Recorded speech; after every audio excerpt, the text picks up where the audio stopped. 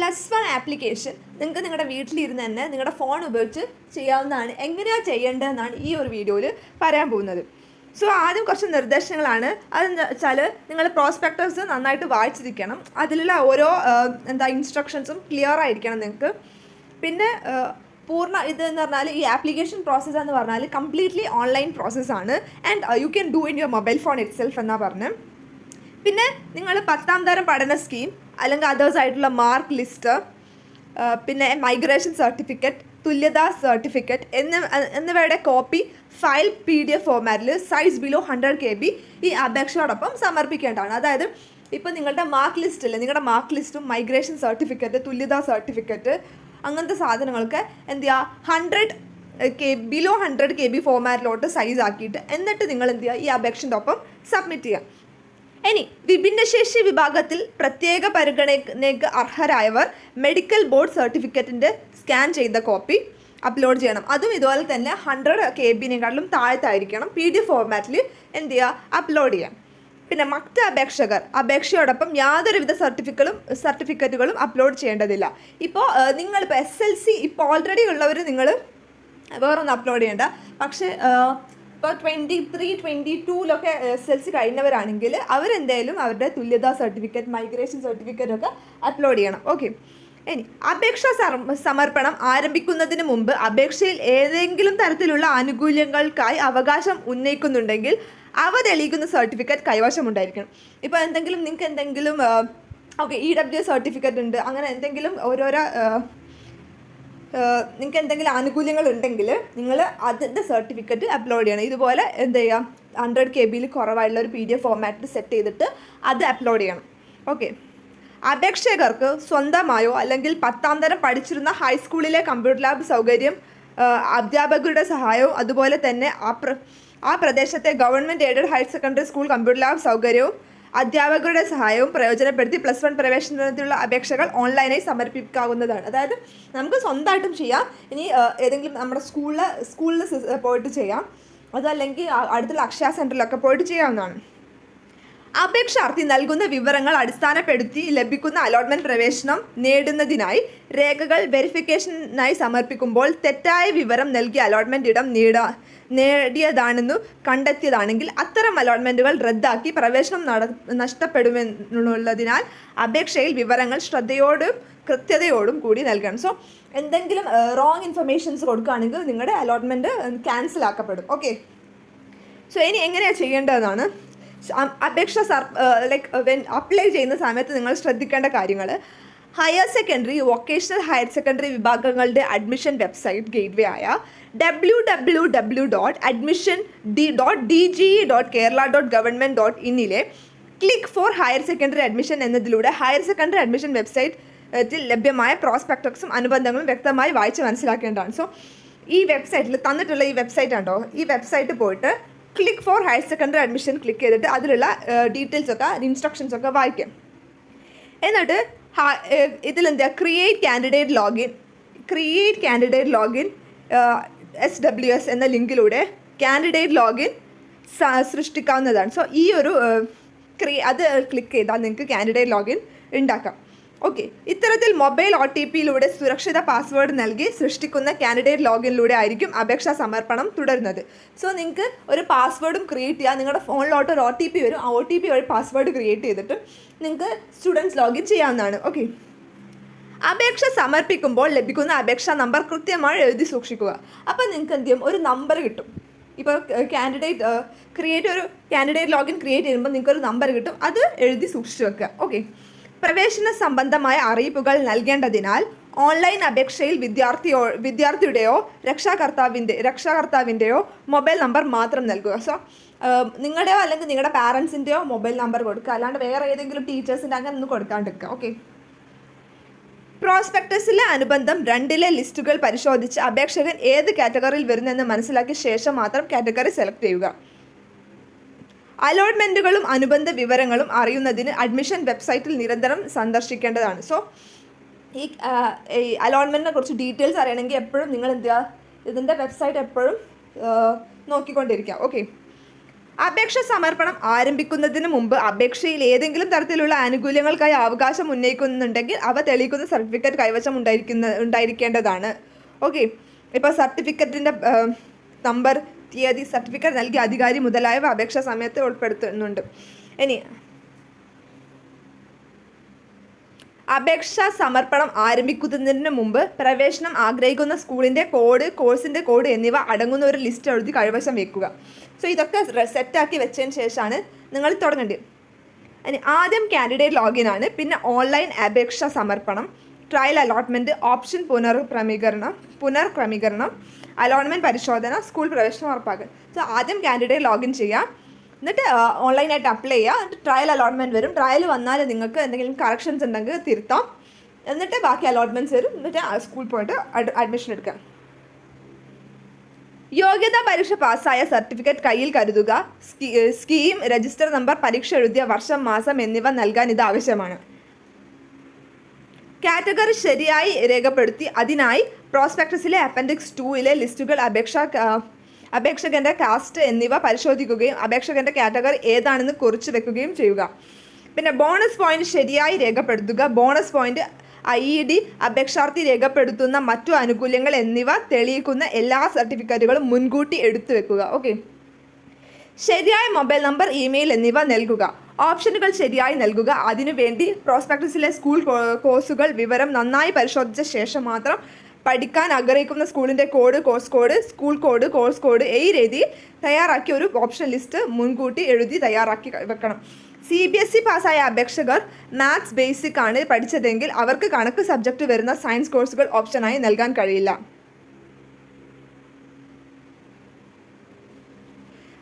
അപേക്ഷ സമർപ്പിക്കുമ്പോൾ ലഭിക്കുന്ന അപേക്ഷാ നമ്പർ ശരിയായി എഴുതി സൂക്ഷിക്കുക. ഓക്കെ, ഇതൊക്കെ ഓൾറെഡി പറഞ്ഞിട്ടുണ്ട്. ഇനി എങ്ങനെ ഇതാക്കണം എന്നാണ്. മെയ് 16 വൈകുന്നേരം 4 മണി മുതലാണ് അപേക്ഷ സമർപ്പിക്കേണ്ടത്. പൊതുവിദ്യാഭ്യാസ വകുപ്പിൻ്റെ വെബ്സൈറ്റ് ആയിട്ടുള്ള www.admission.dge.kerala.gov.in എന്നിലെ click for higher secondary admission എന്നതിലൂടെ ക്രിയേറ്റ് കാൻഡിഡേറ്റ് ലോഗിൻ സെറ്റ് ഇതാക്കുക. സോ ഇങ്ങനൊരു ഫോം വരും. ക്രിയേറ്റ് കാൻഡിഡേറ്റ് ലോഗിൻ ചെയ്യാം. അപ്പോൾ എന്ത് ചെയ്യുക, ഡിസ്ട്രിക്റ്റും കൊടുക്കുക. ഡിസ്ട്രിക്റ്റ് കൊടുത്തിട്ട് സബ്മിറ്റ് ചെയ്യുക. എന്നിട്ട് നിങ്ങളുടെ SLC സ്കീം വരും. ഏതാ സ്കീം അപ്പോൾ ഇങ്ങനെ ഒരു ഇതായിരിക്കും വരിക. SSLC ഏത് സ്കീം കൊടുക്കുക, അതായത് നിങ്ങൾ CBSE ആണോ ഏതാണോ സ്കീം അത് കൊടുക്കുക. നിങ്ങളുടെ രജിസ്റ്റർ നമ്പർ കൊടുക്കുക. അപ്പോൾ SLC ആണെങ്കിൽ SLC 23, 24, 25 അല്ലെങ്കിൽ 23, 24 അല്ലെങ്കിൽ അങ്ങനത്തെ ഇതായിരിക്കും വരിക. അല്ലെങ്കിൽ CBSE അല്ലെങ്കിൽ ICSE അങ്ങനെ ഓരോന്ന് വരും. സോ അതാണ് സ്കീം കൊടുക്കേണ്ടത്. രജിസ്റ്റർ നമ്പർ കൊടുക്കുക. മന്ത് പാസ്, ഏത് മാസമാണ് പാസ് ചെയ്തത്, മാർച്ചാണ്. ഇയർ ഓഫ് പാസും 2024 ആണ്. പിന്നെ നിങ്ങളുടെ date of birth, mobile number ഒന്നുകൂടി കൺഫേം ചെയ്യുക. എന്നിട്ട് മോഡ് ഓഫ് ആപ്ലിക്കേഷൻ ഓൺലൈൻ മോഡാണ്. എന്നിട്ട് ഈ ക്യാപ്ച നിങ്ങൾക്ക് കിട്ടുന്ന ക്യാപ്ച അടിച്ചിട്ട് സബ്മിറ്റ് ആക്കാം. ഓക്കെ, താഴെ കൊടുത്തിരിക്കുന്ന വിധം സ്കീമുകൾ എന്ന അപേക്ഷകൻ്റെ സ്കീം കൃത്യമായി തിരഞ്ഞെടുക്കുക. സോ സ്കീം ഉണ്ടോ, SLC 23-24 കോഡ് 1 ആണ്. 2007 തൊട്ടിട്ട് 2023 വരെ 2 ആണ്. THSLC IHRD ആണെങ്കിൽ 03 ആണ്. CBSE 04, ICSE 05, SLC IED 06, other ആണെങ്കിൽ 07, THSLC tech.edu ആണെങ്കിൽ 08 ആണ്. ഓക്കെ, രജിസ്ട്രേഷൻ പേജിൽ കൊടുക്കുന്ന മൊബൈൽ നമ്പറിലാണ് OTPയും മറ്റു വരുന്നത്. ആയതിനാൽ മൊബൈൽ നമ്പർ കൊടുക്കുമ്പോൾ അതീവ ശ്രദ്ധയോടെ കൊടുക്കുക. സോ നിങ്ങൾക്ക് എന്ത് ചെയ്യും, ഇങ്ങനൊരു ഇത് കിട്ടും. ഇപ്പോൾ എന്നിട്ട് സെൻഡ് OTP കൊടുക്കുക. അപ്പോൾ നിങ്ങളുടെ ഫോണിലോട്ട് അതിലെ വിവരങ്ങൾ ശരിയാണോ എന്ന് പരിശോധിച്ച് മൊബൈലിലേക്ക് OTP ലഭിക്കുവാൻ സെൻഡ് ബട്ടൺ ക്ലിക്ക് ചെയ്യുക. അപ്പോൾ ചുവടെ കാണുന്ന സ്ക്രീൻ ദൃശ്യമാകും. ഓക്കെ, അതിൽ നിങ്ങൾ നൽകിയ മൊബൈൽ ഫോൺ നമ്പറിൽ വന്നിട്ടുള്ള OTP നമ്പർ എൻ്റർ ചെയ്യുക. അപ്പോൾ ഇവിടെ എന്ത് ചെയ്യുക, എൻ്റർ OTP ഉണ്ട്. നിങ്ങൾ സെൻഡ് OTP എന്നടിക്കുമ്പോൾ എന്ത് ചെയ്യുക, ഇങ്ങനൊരു ഫോം ആയിരിക്കും വരിക. അപ്പോൾ നിങ്ങളുടെ മൊബൈൽ OTP വരും. ആ OTP ഇതിലോട്ട് ഇവിടെയോട്ട് അടിച്ചെടുക്കുക. ഓക്കെ, സബ്മിറ്റ് OTP എൻ്റർ ചെയ്ത് കഴിയുമ്പോൾ അപേക്ഷകൻ്റെ കാൻഡിഡേറ്റ് ലോഗിൻ പാസ്വേഡ് സൃഷ്ടിക്കുവാനുള്ള പേജ് ദൃശ്യമാകും. അപ്പം നിങ്ങൾക്കൊരു എന്ത് റെഡിയാവും, ഇങ്ങനത്തെ ഒരു പേജ് വരും.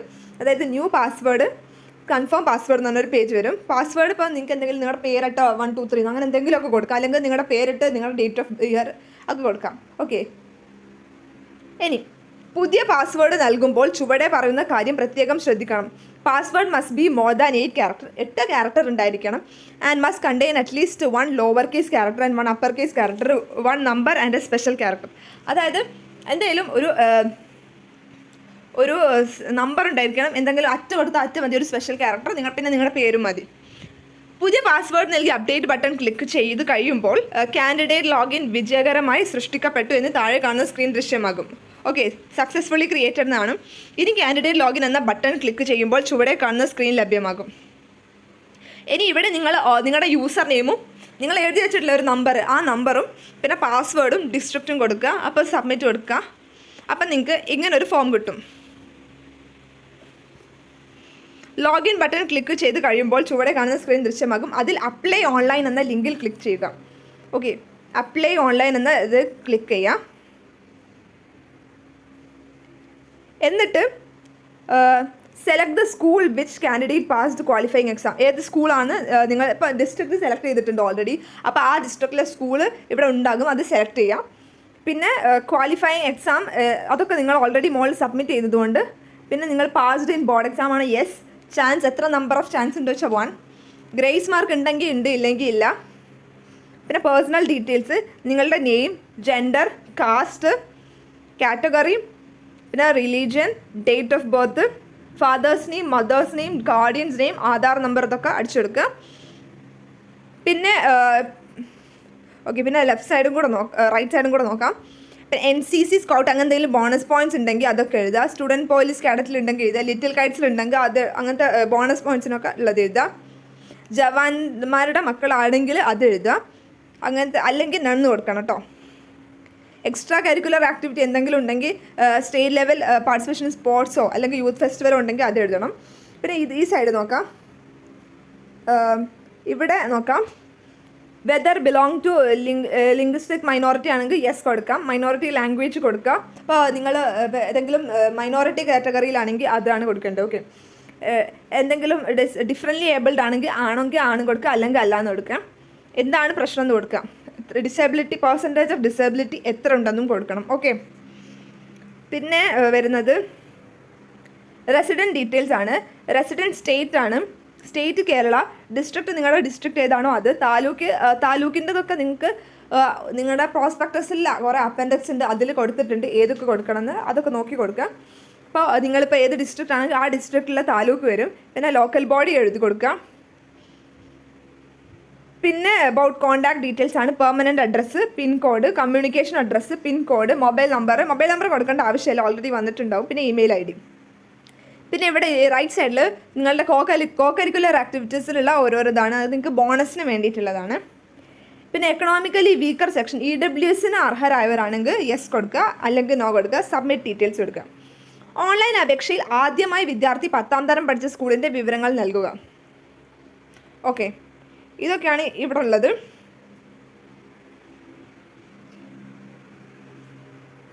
പിന്നെ പറയാനുള്ളത്,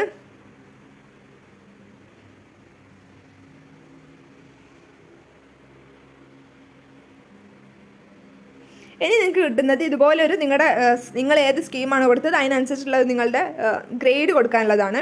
അപ്പോൾ നിങ്ങളുടെ ഗ്രേഡ് സബ്മിറ്റ് ചെയ്യാം. അപ്പോൾ ഗ്രേഡ് ഇതുപോലെ സബ്മിറ്റ് ചെയ്തിട്ട്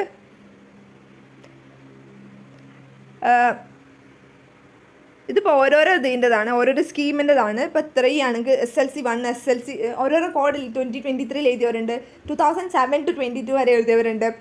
പിന്നെ THSLC അവരുടെ ഒക്കെ മാർക്ക് ലിസ്റ്റാണ്. പിന്നെ ഇത് CBSE ആണെങ്കിൽ ഇങ്ങനെ ആയിരിക്കും വരിക. ICSEൻ്റെത് അങ്ങനെ ഓരോന്നിൻ്റെയും മാർക്ക് ലിസ്റ്റാണ് കൊടുത്തിട്ടുള്ളത്.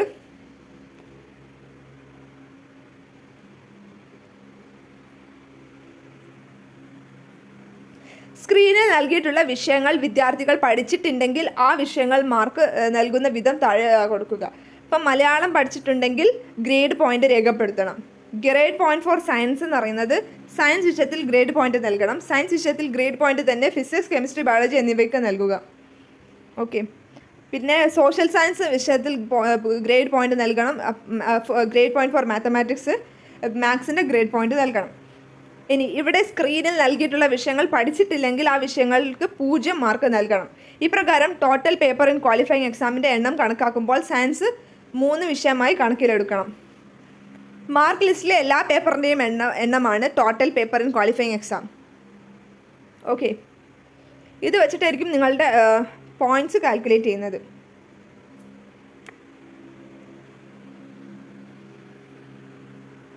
ഇപ്പം മലയാളം ഉണ്ടെങ്കിൽ മലയാളം എഴുതാം, ഇംഗ്ലീഷ് ഉണ്ടെങ്കിൽ ഇംഗ്ലീഷിലെ ഗ്രേഡ് എഴുതാം, ഹ്യൂമാനിറ്റീസ് ഉണ്ടെങ്കിൽ ഇല്ലല്ലോ ഹ്യൂമാനിറ്റീസ് ഉണ്ടെങ്കിലും ഉണ്ടെന്ന് എഴുതാം, ഫിസിക്സ്, കെമിസ്ട്രി, മാത്സ് ഇങ്ങനെ ഓരോന്നിലെയും നിങ്ങളുടെ ഗ്രേഡ് എഴുതി കൊടുക്കാം.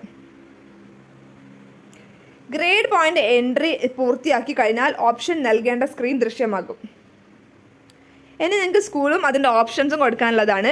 വിദ്യാർത്ഥി പഠിക്കാൻ ഉദ്ദേശിക്കുന്ന സ്കൂളിൻ്റെ കോഴ്സ് കോഡും തിരഞ്ഞെടുക്കുക. സ്കൂൾ കോഡ് എൻ്റർ ചെയ്യേണ്ടതിൻ്റെ തൊട്ടടുത്ത സ്കൂൾ ലിസ്റ്റ് കിട്ടുന്ന need help click here to view school list എന്ന ലിങ്ക് ഉണ്ട്.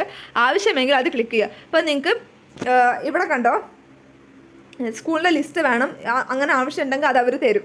ഓക്കെ, എന്നിട്ട് നിങ്ങൾക്ക് ഇഷ്ടമുള്ള സ്കൂൾ ഏതാണ് അതിൻ്റെ പ്രയോറിറ്റി ഓർഡറിൽ. ഇപ്പോൾ നിങ്ങൾക്ക് ഇഷ്ടമില്ലെങ്കിലും ആ സ്കൂളൊക്കെ കൊടുക്കണം, എന്നാലേ നിങ്ങൾക്ക് കിട്ടുള്ളൂ. കാരണം കോമ്പറ്റീഷൻസ് ഹയർ ആയതുകൊണ്ട് നിങ്ങൾക്ക് ചിലപ്പോൾ കിട്ടാതെ വരും. സോ എല്ലാ സ്കൂളും എല്ലാ കോഴ്സിനും കൊടുത്തിട്ടേക്കാം. ഓക്കെ, ഇപ്രകാരം അപേക്ഷാർത്ഥിക്ക് ആവശ്യമുള്ള അത്രയും ഓപ്ഷനുകൾ നൽകാവുന്നതാണ്. ഓപ്ഷനുകൾ നൽകി സബ്മിറ്റ് ചെയ്ത് കഴിഞ്ഞാൽ 10ാം തരം പഠന സ്കീം, അതേഴ്സ് ആയിട്ടുള്ളവരുടെ മാർക്ക് ലിസ്റ്റ്, സർട്ടിഫിക്കറ്റ്, തുല്യതാ സർട്ടിഫിക്കറ്റ്, മൈഗ്രേഷൻ സർട്ടിഫിക്കറ്റ്, അങ്ങനത്തെ ഇതൊക്കെ അപ്ലോഡ് ചെയ്യാനുള്ള സ്ഥലമാണ്. ക്വാളിഫയിങ് എക്സാം, ഡേറ്റ്, അതോറിറ്റി, അവരുടെ നമ്പർ, പിന്നെ അതൊക്കെ അപ്ലോഡ് ചെയ്യാം. ഓക്കെ, ഇതെല്ലാം 100 KB താഴെ സൈസ് ആക്കിയിട്ട് കൊടുത്തിട്ട് അപ്ലോഡ് ചെയ്യേണ്ടതാണ്.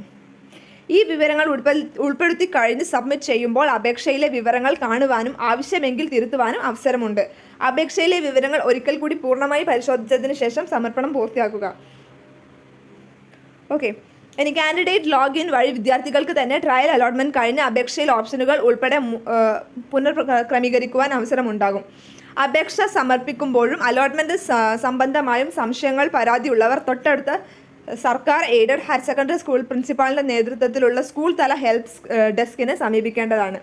Okay, help desk hssadmission kerala@gmail.com. അതിൽ എന്തെങ്കിലും ബുദ്ധിമുട്ടുകളുണ്ടെങ്കിൽ അതിലോട്ട് മെയിൽ അയക്കാവുന്നതാണ്. സോ ഇത്രയേ ഉള്ളൂ. സോ നിങ്ങളുടെ വീട്ടിലിരുന്ന് തന്നെ നിങ്ങൾക്ക് നിങ്ങളുടെ ഫോൺ ഉപയോഗിച്ച് ചെയ്യാം, പക്ഷേ ചെയ്യുമ്പോൾ സൂക്ഷിച്ച് വൃത്തിയായിട്ട് ചെയ്യാം. Okay, thank you.